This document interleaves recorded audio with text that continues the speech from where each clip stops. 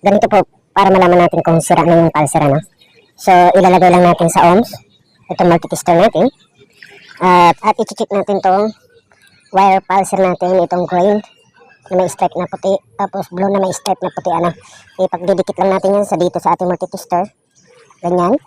So, checking muna natin ang multitester natin kung nagbabaser, ano. Ayan po, tumutunog po siya, mahina lang kasi mahina ng battery ko. So, itatry na natin kung goods yung pulser natin. So, ganito lang po. Ayun. Papalo po yan. Pag hindi po pumalo yung ating multitester, so ibig sabihin, sira na po yung ating pulser. So yan, goods pa po yan. Kasi ang brand nyo na pulser, pumapalo po siya sa 168. Yung 161, goods pa po yan, ano. Maliban na check natin dito sa wire niya, itong dalawang dilaw, dito kasi natin malalaman kung may supply yung stator natin or grounded or shorted. Pero mas mainam pa rin, baklasin natin yung cover ng stator sa magneto para ma-check natin kung sunog na ba ang ating winding sa stator.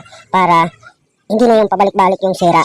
Kasi pag nagbabase tayo dito, yung pala, di natin namalayan, sunog na pala yung ating stator. Kasi may senaryong ganun na nagbibigay siyang supply pero sira na pala to. Yan ang cause ng sira niya, yung tatakbo ka, mamamatay. Pag mainit na, mamamatay uli. Mahirap na paanda rin.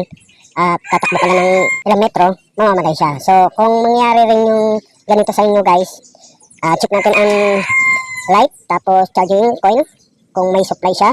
Kung ganun pa rin, na-check nyo, at namamatay pa rin, mas mainam baklasin natin yung gilid ng ating sa magneto, ano, para malaman natin kung sariba pa yung ating stator. Ito po na motor ay Rossi 150.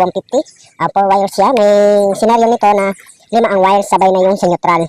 So yun lang guys, sana may natutunan kayo sa kunting tutorial natin ngayon. So once again, maraming salamat po.